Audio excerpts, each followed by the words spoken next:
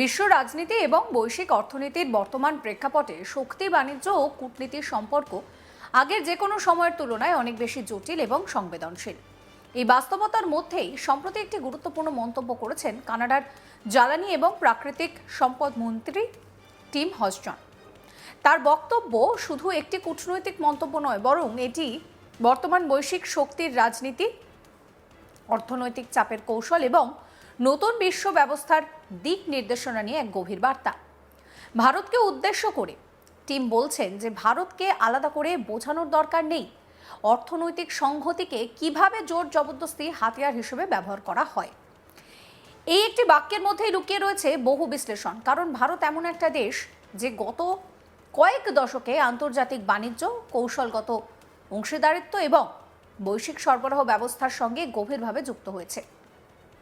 সেই সঙ্গে বহুবার ভারত প্রত্যক্ষ করেছে কিভাবে অর্থনৈতিক নির্ভরশীলতাকে রাজনৈতিক চাপ দিয়ে অস্ত্র বানানো যায়। কি বলছেন টিম, শোনাবো।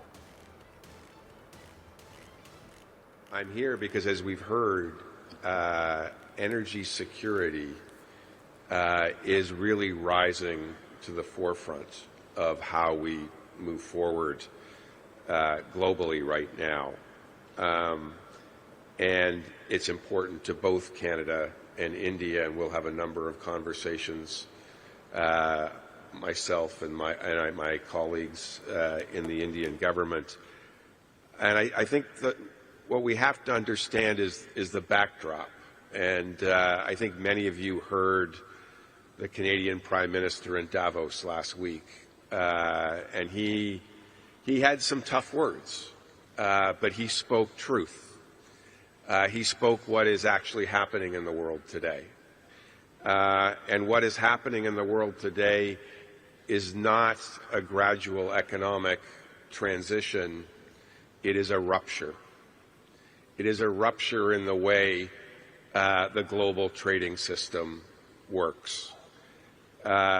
The rules-based order that we all have been building our economies around, one that was based on multilateralism, one that was based on free trade, the hegemons of the world have decided that's not the way the world's going to work anymore. They've decided the world will work in a much more mercantilist way. So what does that mean? I don't need to tell India what it means when people use their economic integration with your country for coercion. I don't need to tell you what it means when hegemons use tariffs as leverage. It is a changing world we live in, and energy is at the center of that. I'm here because, like you, the way to resist that change is to build multilateral relationships and to double down on diversification of supplies. What you just did with the EU signing the mother of all deals was a perfect example of how to say, no, we're not going to live in a world where might makes right. We're not going to live in a world where the strongest put tariffs on everyone else.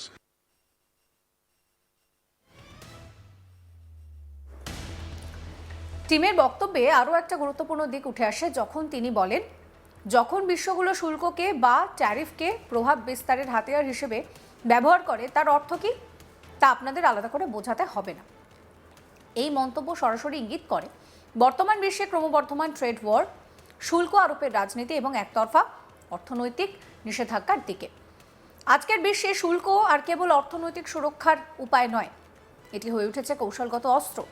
শক্তিশালী দেশগুলো তাদের বাজারের ক্ষমতা ব্যবহার করে দুর্বল বা উদীয়মান অর্থনীতির ওপরে চাপ সৃষ্টি করে।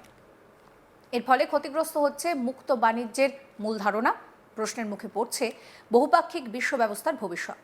এই প্রেক্ষাপটে টিম আরও বলছেন যে আমরা এমন এক পরিবর্তনশীল বিশ্বের মধ্যে বাস করছি যেখানে জ্বালানি কেন্দ্রীয় ভূমিকা পালন করছে। এই বক্তব্য ভীষণ তাৎপর্যপূর্ণ, কারণ আজ জ্বালানি কেবল বিদ্যুৎ উৎপাদন বা শিল্প চালনার বিষয় নয়। জ্বালানি এখন ভারতীয় নিরাপত্তা, কূটনীতি, বৈশ্বিক ক্ষমতার অন্যতম স্তম্ভ। কোন দেশ কোথা থেকে তেল কিনছে, কে কার কাছ থেকে গ্যাস পাচ্ছে, কোন দেশ গুরুত্বপূর্ণ খনিজের উপরে নিয়ন্ত্রণ রাখছে, এই সমস্ত বিষয় এখন সরাসরি আন্তর্জাতিক সম্পর্ককে প্রভাবিত করছে। সাম্প্রতিক বছরগুলোতে বিশ্ব দেখেছে কিভাবে জ্বালানির সরবরাহ বন্ধ করে দিয়ে বা সীমিত করে দিয়ে পুরো অঞ্চলকে অস্থির করে তোলা যায়।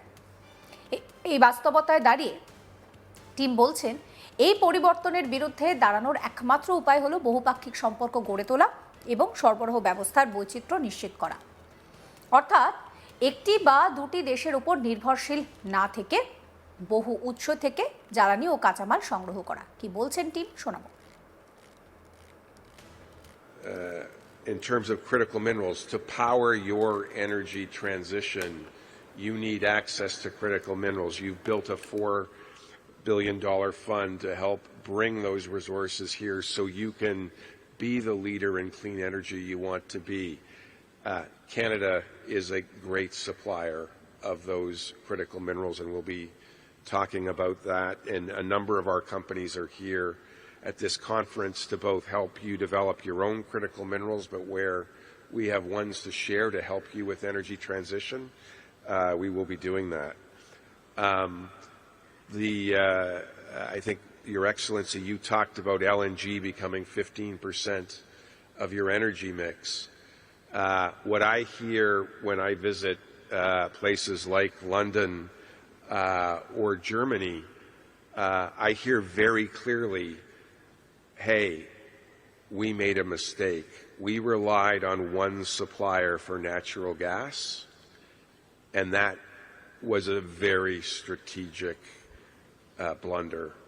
We can never let that happen again. We need to diversify our supply. Canada used to provide 98% of its energy to one customer. We are committed to diversifying our supply.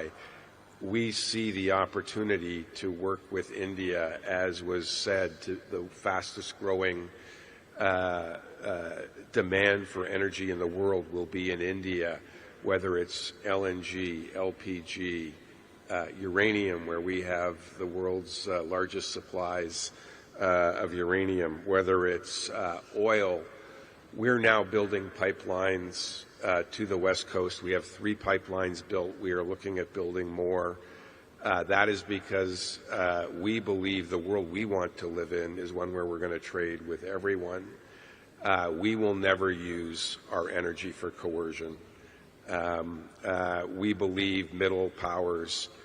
At the last G7, we announced 26 transactions with 11 different countries, working on improving the investability in critical minerals, trying to create greater certainty. That's through offtake agreements, in some cases price floors. That's in providing money for infrastructure.